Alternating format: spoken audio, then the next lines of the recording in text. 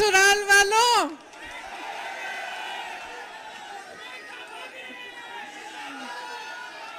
यहाँ आकर बहुत खुशी हुई है और आज इस भारत जोड़ो न्याय यात्रा में भाग लेते हुए मुझे बहुत बहुत खुशी हो रही है, खास तौर से क्योंकि आज इस यात्रा में पहली बार मैं अपने ससुराल वालों के साथ आई हूँ।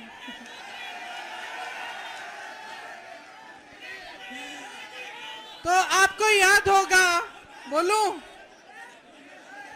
आपको याद होगा मैं 2 साल पहले यहाँ आई थी, याद है?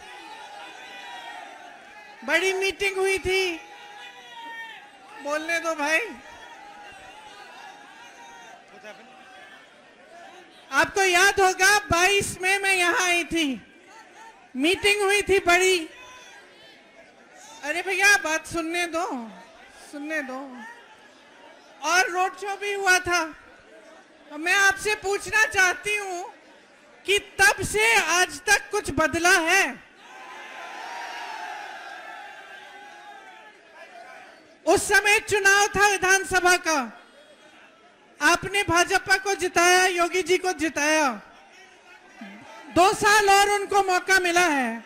मैं आपसे पूछना चाहती हूं कि जो आपकी समस्याएं हैं, जो आपकी असली समस्याएं, आपका दुख है, जो महंगाई है, जो बेरोजगारी है, जो रोज रोज इन परीक्षाओं में जो पेपर लीक हो रहे हैं, जिनके लिए नौजवान बच्चे, आपके बच्चे मेहनत करते हैं, पढ़ते हैं, फीस भरते हैं, ये सिलसिला अभी तक जारी है कि नहीं कि पेपर लीक होते रहते हैं? बताइए, जारी है? तो जब आप 2 साल बाद सरकार चुन रहे थे, आप चुनाव में अपना वोट डाल रहे थे, तो मैं जानना चाहती हूं कि आप क्या सोच रहे थे? क्या आपने सोचा, सुनिए, क्या आपने सोचा कि यहाँ का विकास होगा? सोचा था? अब यहाँ पे पीतल के कारखाने हैं, बड़े बड़े पीतल के कारोबार हैं, क्या आपकी तरक्की हुई है? हुई है। जितनी भी मदद आपको सरकार से मिलनी थी वो बंद हो गई, ऊपर से जीएसटी, और जितना काम कर रहे थे उसका शायद आधा काम कर रहे होंगे आज। मुश्किलें कम हुई हैं या बढ़ी हैं? बढ़ गई हैं। यहाँ नौजवान हैं सारे। उस समय मैंने पूछा था रोजगार मिलता है? आज रोजगार मिल रहा है।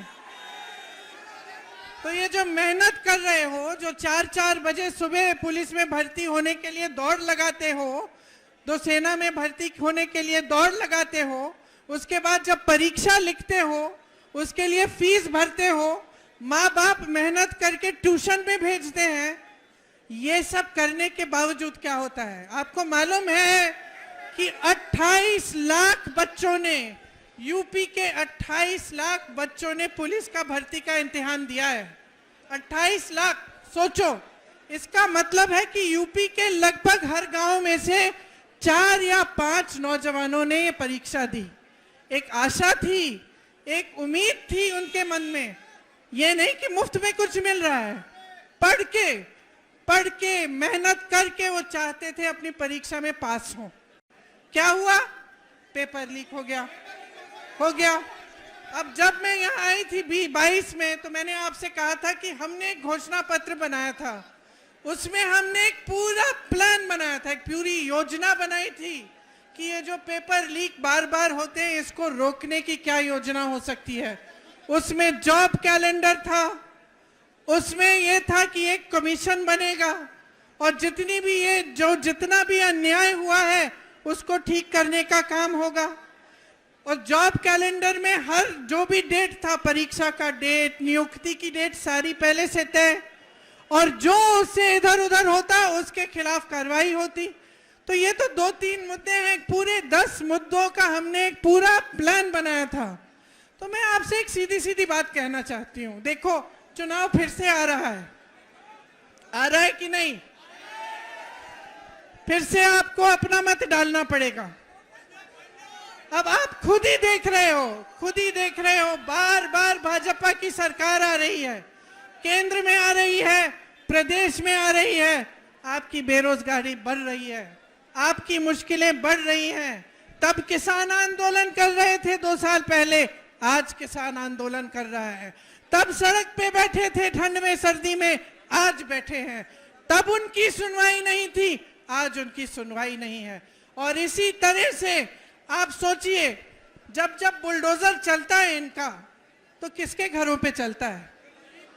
किसके घरों पे चलता है? जोर से बोलो। जिसने 6 किसानों को अपनी जीप के नीचे कुचला, उसके घर पे क्या बुलडोजर चला? जिसने महिलाओं के साथ अत्याचार किया, उसके घर पे बुलडोजर चला? जो ये पेपर लीक के घोटालों से पैसे खाए जा रहा है, उन लोगों के जिन्होंने पैसे खाए हैं, जो बार बार ये घोटाला करते हैं, बार बार लीक कराते हैं, उनके घरों में बुलडोजर चला? नहीं चला ना। सोचिए, ये सब बहुत बड़ी बड़ी बातें हैं दिखावे के लिए। ये जितने बड़े बड़े इश्तिहार आपको दिखते हैं, जिसमें आपको दिख रहा है कि बहुत तरक्की हो रही है, जब तक आपकी तरक्की नहीं होगी, जब तक आपको रोजगार नहीं मिलेगा, जब तक आपके पेपर लीक बंद नहीं होंगे, तब तक आपकी तरक्की नहीं हो सकती है। जब तक यहाँ की महिलाएं सुरक्षित ना हो, आगे बढ़ नहीं पाए, तब तक आपकी तरक्की नहीं हो रही है।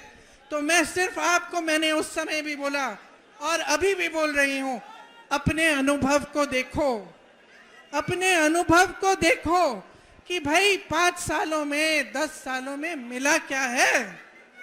नौकरी मिली? दुकान जाते हो तो सब्जी खरीद पाते हो?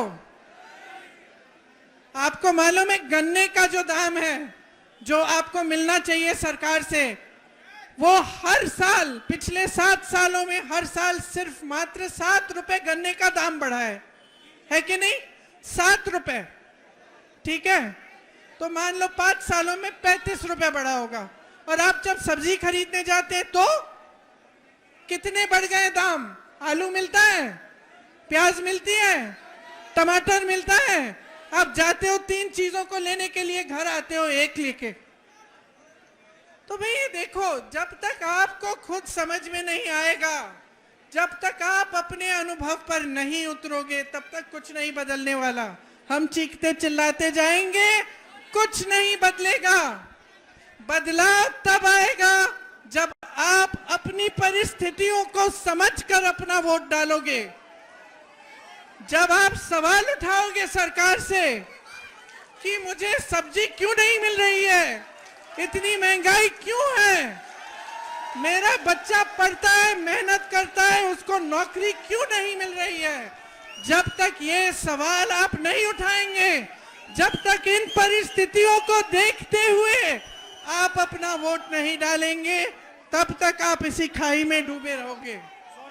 इसीलिए मैं आपसे कहना चाहती हूं, इस खाई में से निकलो। जब वोट डालने जाते हो, सोच समझ के अपना वोट दो। कांग्रेस पार्टी के पास योजनाएं हैं, करके दिखाया है, और आप सब अपने ही अनुभव से ये चीज समझते हैं।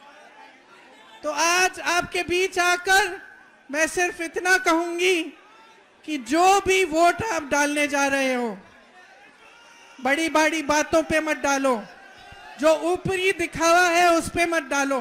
जो तुम्हारी जिंदगी में गुजर रहा है, जो तुम्हारा जीवन है, तुम्हारा अनुभव है, तुम्हारी परिस्थिति है, उसको सोच, उसको समझ के कि ये क्यों हो रहा है आपके साथ, तब वोट डालो।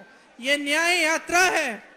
राहुल जी, भारत जोड़ो यात्रा में 4000 किलोमीटर क्यों चले? इस देश को एक रखने के लिए, ये कहने के लिए कि ये देश एक है, सब एकजुट हो जाओ, आगे बढ़ोगे। आज भारत जोड़ो न्याय यात्रा पे निकले हैं, तो इस यात्रा में न्याय शब्द क्यों जोड़ा है? न्याय शब्द इसलिए जोड़ा है क्योंकि आज यहाँ के नौजवानों के साथ, देश के नौजवानों के साथ अन्याय हो रहा है। आज देश की महिलाओं के साथ अन्याय हो रहा है। आप मेहनत करते हैं, आपके पेपर लीक होते हैं। आप मेहनत करते हैं, आपको नौकरी नहीं मिलती, रोजगार नहीं मिलता।